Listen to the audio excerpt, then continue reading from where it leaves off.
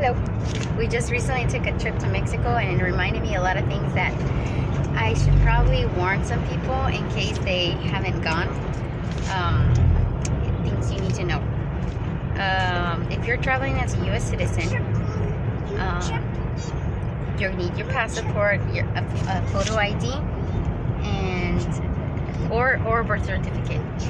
It's better to have a passport, but a birth certificate will do with ID. You need to know that if you drive to the other side of the border, almost every border, it's fine. They won't charge you. You can touristy around. You can check it out, the border town.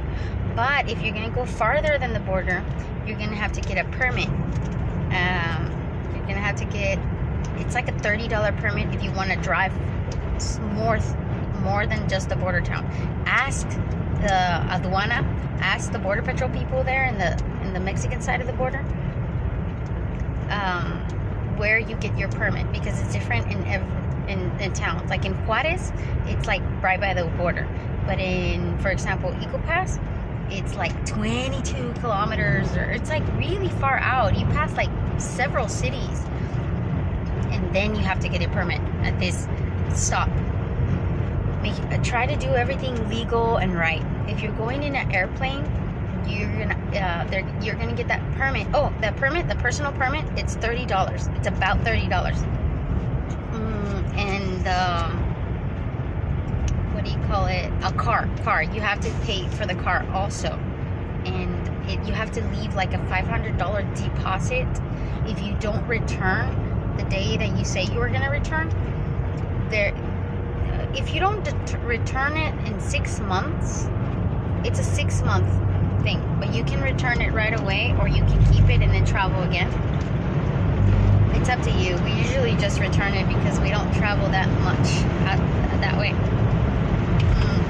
Ask them to explain things to you. They know English. Most of them know English, so you don't need to worry about that. If you know Spanish, better.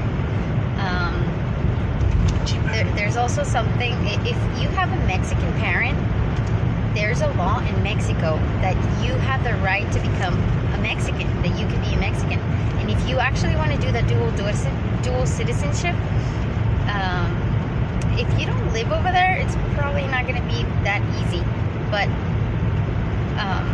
if you want to have the dual citizenship, you go to a place where they have birth certificate records, and you have to have your mom's or dad's, the Mexican parent birth certificate, and they send you a birth certificate and the address of Mexico that you live in. And then you can also do some paperwork over there to get your voter card in Mexico, and you're a dual citizenship. But if you want to use that for border purposes, you're going to have to get a Mexican passport. And that's from a Mexican consulate. Okay, that's a long ordeal.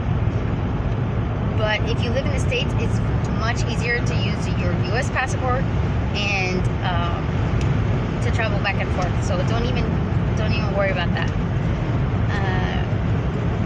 Tollways. It's be prepared to spend some pesos.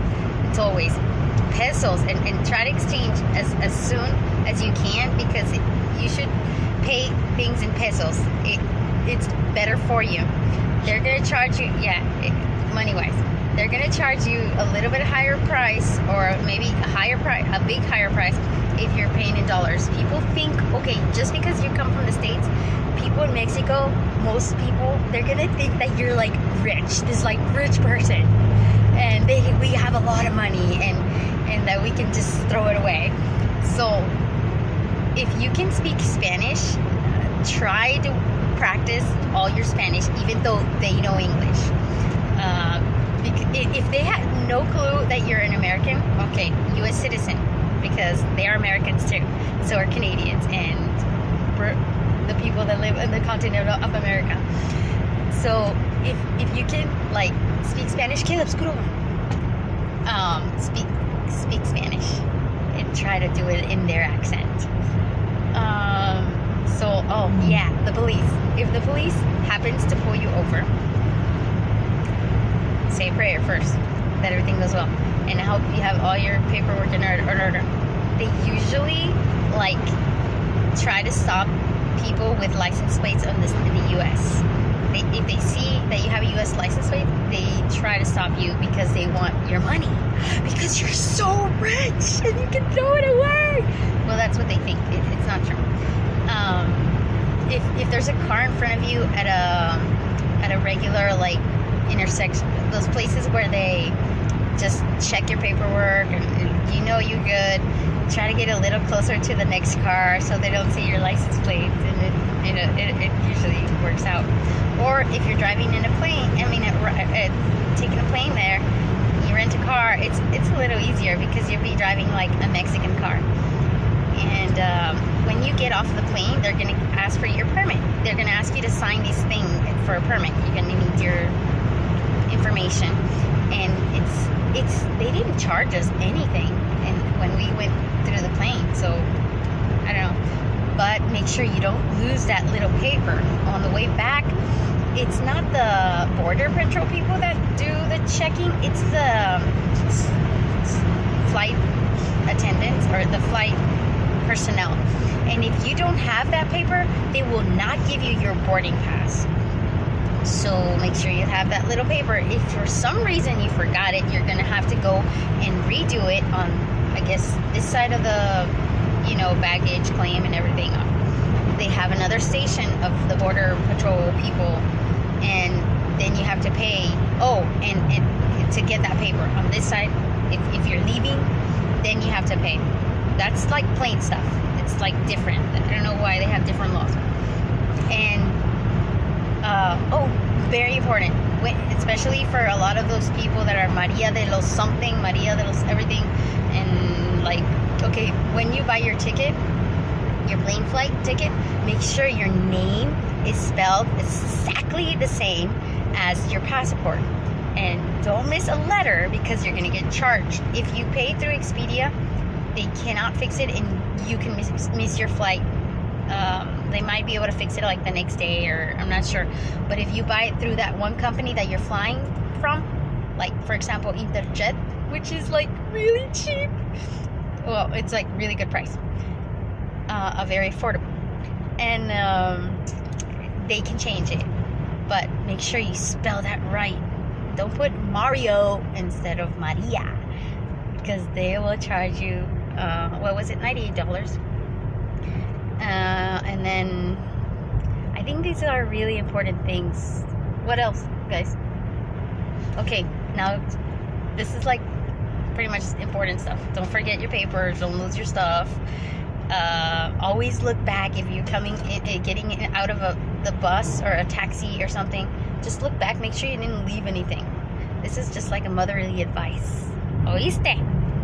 Oíste? And can you guys think of something important? If you go to Mexico, make sure you try the mazapanes. Go to a candy store and get mazapanes. They're so good, ¿verdad? Yep. And In a quarter mile, turn right. To the aguas where they sell like ice cream. Try like every flavor if you can. And one of the best things in Mexico is like the food, but the beaches are really nice too, and there's some really beautiful places. Anyways, God bless you, and Sanmi, pero eso nada más está en San Luis.